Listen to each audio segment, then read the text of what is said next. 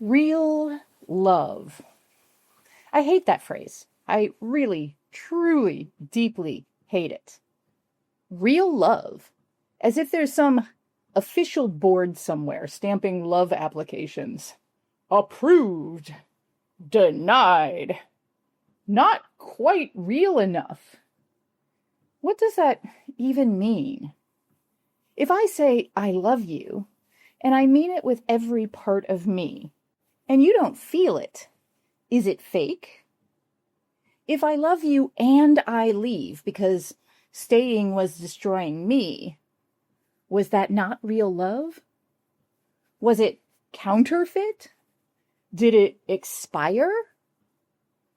We've been taught to think about love all wrong, and we've complicated it in a way that is incredibly hard to disentangle from the damage we've done to ourselves in love's name. Here's something I do in communication workshops. I ask the room to tell me what love means to them.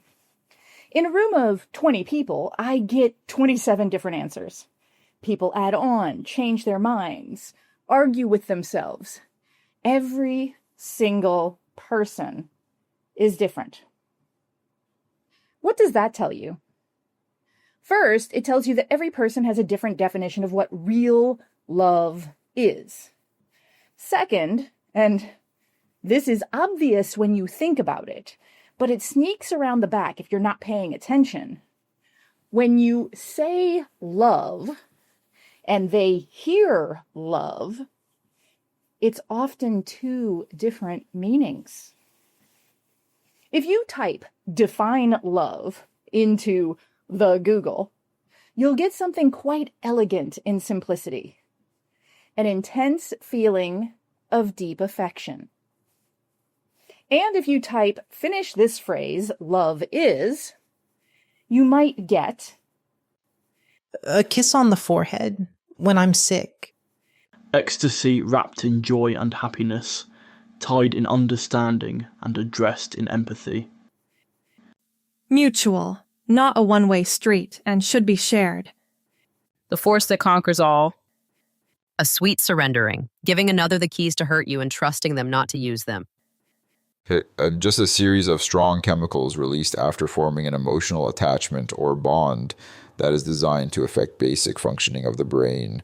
I believe that the feeling of love is designed in the human body to increase chances of further multiplication of the human species, much like bacteria express phenotypes to increase their chance at survival.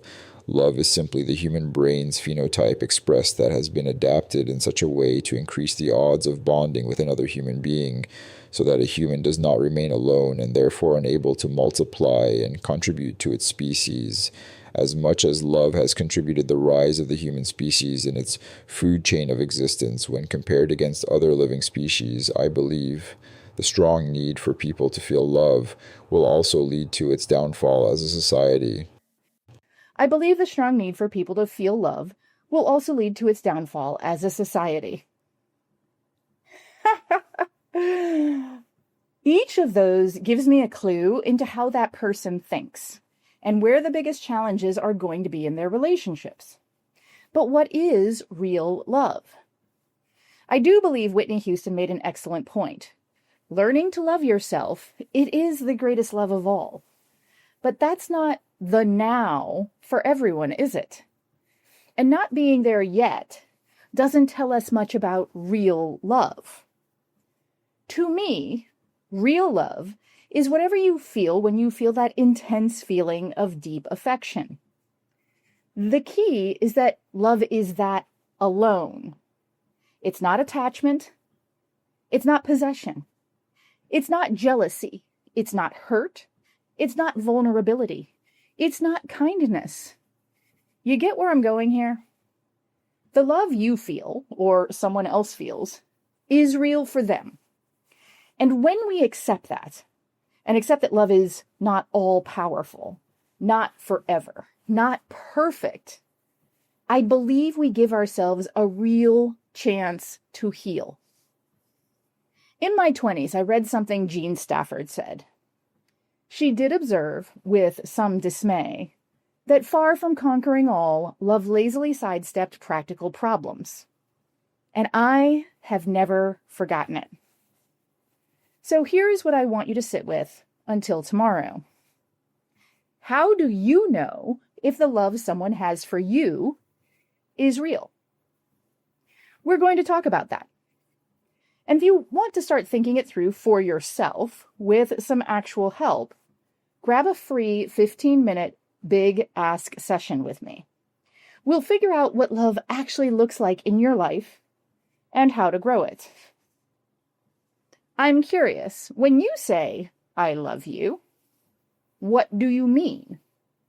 And do you think the person hearing it knows that? Hit reply and tell me. I read every one.